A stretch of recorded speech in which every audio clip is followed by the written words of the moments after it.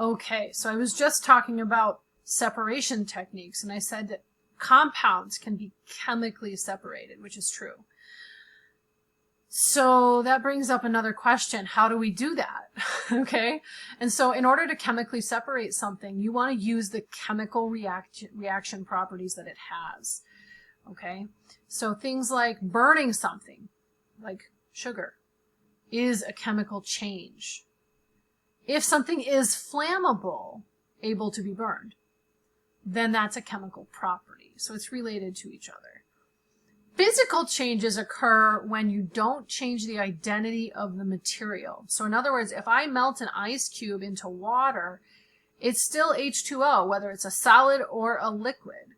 So any phase change actually counts as physical property, related to physical properties, right? So here, this ice cube has the physical property that it's a solid. If I melted it, its physical property has changed, so we call it a physical change. All right, so I've given some examples of property here. And if you're using any one of these properties, so if you're using the process of rusting in order to change some iron, that's using chemical change, okay? Sometimes we do this to identify things. Sometimes we do this to classify, like into compound or element, like that, okay?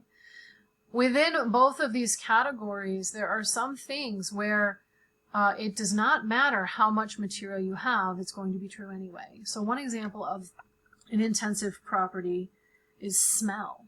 Okay, so even if you have a small amount of something or a big amount of something, it's going to smell in the same way. It may be a stronger smell, but it's going to smell the same way.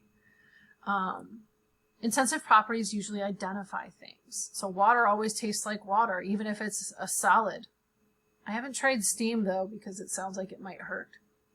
But it probably tastes like water. All right. Extensive properties are particular to a sample that you might have because the matter is variable. And so things like mass, let's see, what else? Heat is an extensive property. The larger the object, the more heat it has, even if the temperature is the same. Okay, so let's think about that. If I had a small teacup of water versus a large pot of water for pasta, right? It turns out they both have the same temperature when they're boiling. It's about 100 degrees Celsius, maybe a little bit more. But the large pot has more heat because it has more mass. Okay, so that means heat is an extensive property, but temperature is an intensive property. Okay. So all the different properties can be classified in that manner, extensive or intensive.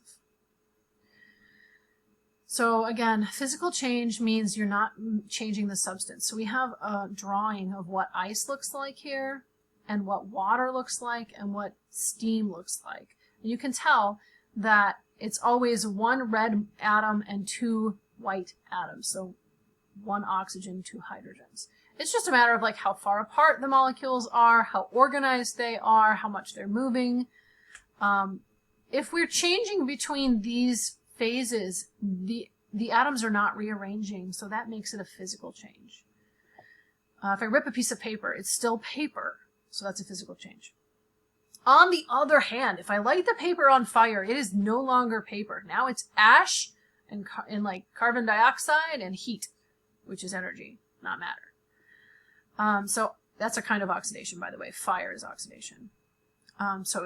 You are able to transform something, right? So ripping the paper doesn't change it. Burning the paper absolutely changes its properties.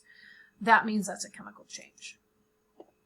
So what I want you to do here is write down your answers for whether these four situations are chemical or physical changes, and we will discuss that in class.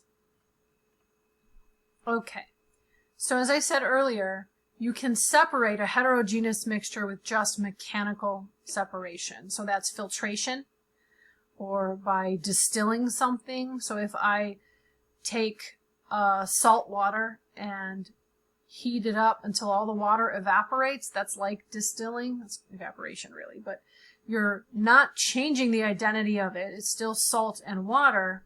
All you're doing is separating the two things, one into the gas phase and one into the solid phase. So that's mechanical separation. Chemical separation is when you're using chemical changes to cause things to separate. So when I'm crystallizing something, that means I'm using the chemical characteristics of that material in order to get it away from the rest of the materials. Okay? So now, I want you to go click on this YouTube link. I will put it into Blackboard for you. And you're going to watch this. And I want you to write down whether you think this YouTube video is showing a chemical change, a chemical separation, rather, or a mechanical separation. Or maybe both. Maybe you can identify parts of the video where one is being shown and a different part where a different one is being shown. I don't know. So this is going to be another discussion point in the discussion board. So you're going to have 2 questions so far for week 1 discussion.